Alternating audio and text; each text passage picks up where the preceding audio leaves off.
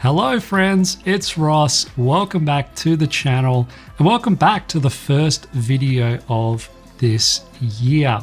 Now I started this channel because I get a lot of questions from my students over the years asking about how I built my own online business and built my courses and how I sell them online. And with all of those questions, that's basically why I created this channel, so I could answer those questions directly here in these videos. Now, one topic that comes up time and time again is around creator burnout and how to kind of avoid it.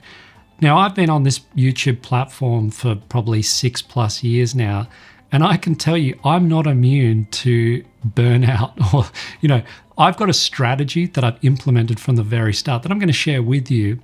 And I certainly don't have all the answers. I'm no expert on this, but I've been on this platform long enough and I've seen so many of my YouTube friends go through burnout that I can tell you that this is real, and it's something that creators, not only just on YouTube, across all the social media, seem to commonly keep getting themselves into time and time again. So in this video, I want to talk a little bit about that. Now, before I tell you about my strategy and what I've developed in order to avoid getting burnt out on this platform, I want to talk a little bit about from what I've seen with other friends that I have on YouTube, two in particular that I've seen completely get burnt out within a few years. Some of the mistakes that they've made and some of the things that they've learned from. I guess one of the first things that always comes up is quality versus quantity. A lot of these platforms want you to basically upload a lot of content really regularly. And there's no doubt that that definitely helps you. If you can basically upload regular content, it's going to be good for your channel. One of the metrics in particular that YouTube is really obsessed with now is basically the viewer retention. So they want to make sure that people are not just clicking on your videos, they're actually watching a large part of that video. So that's where the quality really comes in, because if you just upload a ton of videos, like a video every day, and they're not good, people are not watching them, well, it's not necessarily going to be good for you. You still need to not only get people to watch those videos, you need some level of quality, which is where the content really is king in this regard. You need content that people are going to watch. Now, having said that, you have to keep in mind that what ends up happening, or what I've seen happen, is people create unrealistic expectations with their audience. So if you create a really, a masterpiece video and you upload that, and you're trying to do that maybe once a week, every video, what happens is they tend to then try and make every video better and better and better. And that's a slippery slope working towards burnout, because it's ultimately impossible. You just can't keep pushing the bar higher and higher and higher. So if your quality is really high from the start, it makes it so much more likely, I guess, that you'll end up in that burnout stage, because you just can't sustain it. So really the question comes down to sustainability. And as a YouTuber who's on this platform full time, my current commitment is around 2 videos a month. Now that might not seem like a lot, and it's not. And sometimes I don't even upload that. But the question I always ask myself is not quality versus quantity. It's what is going to keep me uploading on the platform in another 6 years or another 10 years from now.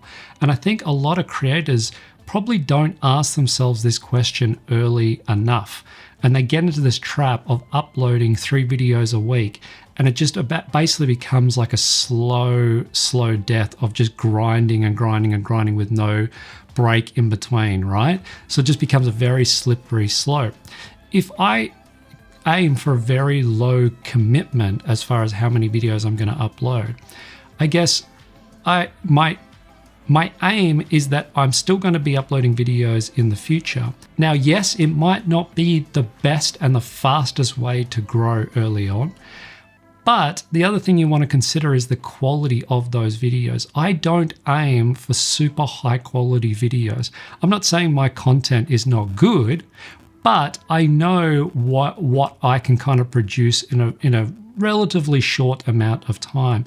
If it took me 2 weeks to make one video, even though I'm uploading 1 or 2 videos a month, I'm still putting a ton of time into those videos. So it's just not a great recipe for where you're going to end up. Now, the reality is you are not me and I am not you. We're all going to be capable of doing, that number's going to be different for all of us because we're going to be capable of doing different things. Now, I know I can pump out a lot of content quickly and I could make a video every day, but the reality is, how long am I going to be making a video for? So my strategy has been, what's going to keep me making videos in 6 years' time? What is that quality? What does that quality look like? And what does that, the quantity of the videos that I upload? The other advantage that I've found is if you upload videos every day, from what I've heard from my YouTube friends, when they don't upload, the audience tend to kind of push back because you created an expectation with your audience. When I don't upload videos for a month or two, like I haven't uploaded videos now over the Christmas break for some time, I don't get anyone complaining going, where's the videos? Why aren't you uploading videos? People completely understand because I haven't created a really hungry audience for content, right? The reality is, yes, it may not be the fastest way to grow my subscriber base, but I would ask you this question. If you were aiming for 100,000 subscribers and you were completely burnt out after you got 10,000 or even 50,000, what's the point of even trying to aim for that 100,000? The reality is, even when you get to 100, what's the point if you're just going to close it down? And I've seen this with so many YouTubers, especially lately. They just seem to be completely abandoning their channels. So I think, what is the point if you could just relieve that upload schedule right from the very early stages and create a demand that's going to be much more sustainable for the future? I personally reckon that'll go a long way to avoiding burnout. Another really common thing that comes up is people lose that creativity, right? It can be really suppressing when you constantly have to pump out content and you have to be creative all the time. I know what this is like. When I have to create content that's creative, it can be a real drain having to pump out videos, especially when you're at that stage where you don't want to do a video that week or even the next week. You want to have a little break. So that's where that schedule and that expectation on you is really going to come into play. Again, we are all different. So this scale of where you sit and where I sit is going to be vastly different. But I can tell you that I'm not at a stage of burnout and I'm still probably a long way from that. Now, again, my business is selling courses and teaching students. So if I got burnt out and I had to close down my YouTube channel, that's the end of that income that I have, basically. So I can't really afford to go through burnout. So that puts a lot of expectation and pressure on the situation that I'm in. So I need to be really thinking about this stuff well before I even get into that. Now, I know that's easier said than done. And again, I don't have all the answers, but from my experience and my experience of talking to other creators who have gone through burnout, friends I've seen online go through burnout, I can tell you that is the general consensus and the feedback that I've received. So if you're a content creator and you're just starting out, or it's something that you're thinking about getting into, don't get too lost in reading all of those videos that tell you have to be uploading a video every day, you have to be pumping out content. Yes, it can definitely help your channel, but I would ask the question that it's better to kind of ease into it, because what's the point if you're just going to quit after a year? You want to think about where you're going to be in 6 years' time. It's a marathon, not a sprint. So if you liked this video and you found it helpful, give it a thumbs up or a thumbs down.